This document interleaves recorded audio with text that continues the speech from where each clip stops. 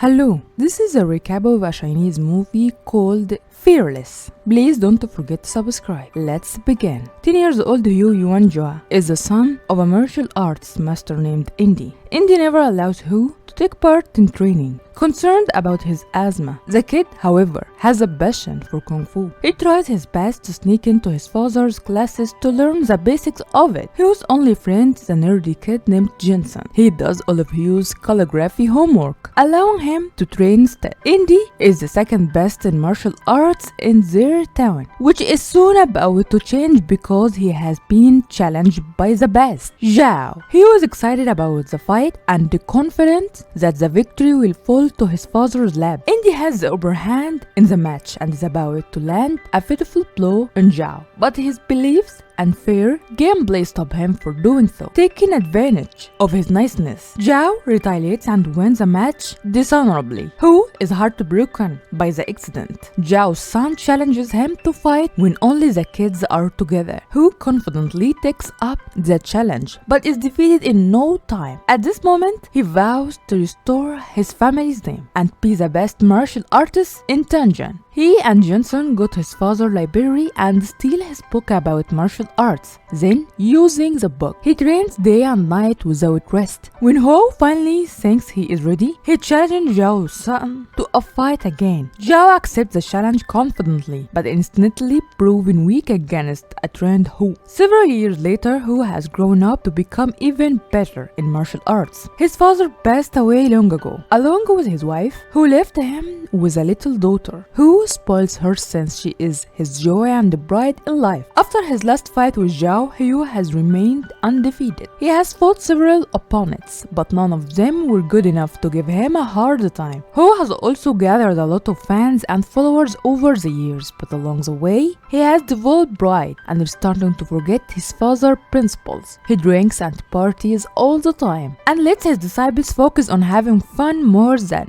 practicing. Some days he drinks so much that he forgets to return home to his daughter. He has spent all of his family's money and has gone into debt, but has no care in the world. One evening, he goes to his best friend, Jensen, who is now a wealthy businessman and the owner of a famous restaurant. As usual, he drinks till midnight and treats his followers to unlimited food. Jensen's assistant reminds him that Hu has not paid his bills for over a year, which has been piling up. Later that night, Jensen tries putting some sense into Hu. Jensen knew that Hu's disciples only like him because he treats them to free food and drinks. He wants Hu to stay careful of his spending habits, but Hu thinks Jensen is just being stingy. The following day, he bumps into his biggest rival, Ken. He is the only man who hasn't fought with Hu yet, since he has also defeated every opponent. Ken is considered the best in martial arts by many. They get into a slight altercation, which hurts Hu's pride. He takes his anger out on his disciples, beating them up while they train. At night, one of his followers has to be brought to him in a structure. It turns out that Ken beat him up for some reason. Hu assumes that he did it out of spite and is filled with anger. In Jensen's restaurant, Ken and his family are celebrating his birthday. Suddenly, Hu barges in with his people and starts drinking at a nearby table. Ken asks him to keep the rivalry aside for the night because he doesn't want to fight, but Hu is in no mood to back down. Jensen also tries to stop him, but is in turn insulted. In a fit of rage, he breaks up their lifelong friendship. Now even angrier, Hu challenges Ken to a fight and asks him to kneel down if he doesn't want to accept. Everyone gets out of the restaurant for their safety, leaving the fighter alone. They get into an instant battle, both matching in skill and strength, but when anger takes over Hu, he doesn't play fair. He beats Ken up till he is exhausted and lands a life-threatening punch on his chest. It causes him to die instantly. He returns home in the morning to see his mother's dead body on her bed. Ken's followers had killed her to take revenge on him. He cries, mourning her death, before suddenly realizing his daughter is also in the house. Upon walking into her room, he is met with the biggest surprise of his life. She is lying on her bed, covered in blood. In her hand is a little pouch that she promised to give him when he returned home. Broken by the death he caused, Hu steps out of the house when his disciples informs him that the man who was beaten up by Ken and had insulted his wife. Ken did not beat him out of spite, but for his wife's honor, filled with guilt, regret, and sorrow. Hugh doesn't see a reason for him to keep living. He boards the first ship and lies down in a corner, willing to go wherever it takes him. After living in the streets for 6 months, Hugh has enough of life. He tries to commit the unthinkable, but is soon saved by a group of people by the river. They bring him to their trip and take great care of him. But even after gaining consciousness, Hugh goes into a depression and doesn't talk to anyone. A blind woman named Moon takes care of him and is worried that he will never get up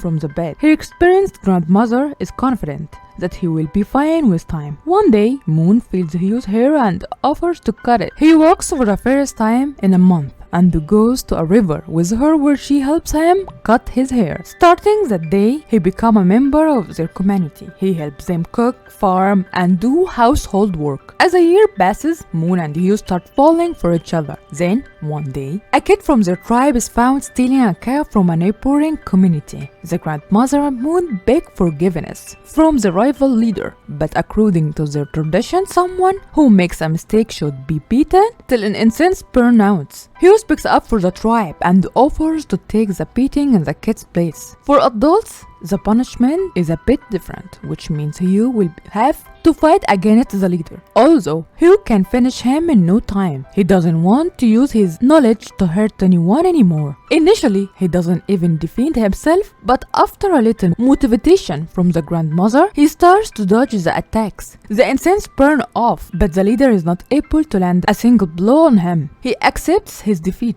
and braces Hugh. The next day, Hugh, Moon, and the children of the tribe are in the field. The children want to learn Kung Fu from Hugh, but he refuses to teach them. He knows what great power does to people and wants a peaceful village to remain the same. The children also innocently mention that Hugh and Moon are the closest to each other, but the adults ignore the comment. One day, Moon goes to see her parents' grave. This reminds Hugh of his parents and daughter, who he had abandoned after her death. Now that he is in a better mental condition, he wants to return home to visit their graves. He tells Moon about the plan, and she happily encourages him. Hugh promises to return as soon as he can and asks her to wait for him. In the following scene, we see him enter his hometown, Tianjin, which is now an entirely different place. After the fall of the Qing dynasty, several strong nations attacked China and took it over. Tianjin became partially colonized, which caused several foreign residents to reside in the city and influence their culture. Hugh goes to his childhood house, which is now an old, shabby place. The family servant, Lufa, welcomes him in. He has tried his best to keep things as they were, but after Hugh's departure, a bunch of creditors flipped the entire house to look for money. Hugh goes to his family's grave and apologizes to his father. He finally understands why he didn't land the punch years ago, when he could have won the title of the best player. After that, he goes to apologize to Kei's family and bows down in front of his shrine. As he wanders around the city, he sees that a wrestler named Hercules is challenging Chinese people in a fight. He has remained undefeated in every fight and is confident of his next victory. To conserve Chinese heritage, Hugh wants to challenge him, but he will need some money for it. For his next stop, he goes to Jensen's place and apologizes for what happened years ago. He promises to have learned from his action. When Jensen finds out what he needs the money for, he doesn't waste time before handing it to him through an assistant. Then in the 1909 race club, Shanghai, Hercules go against Hugh.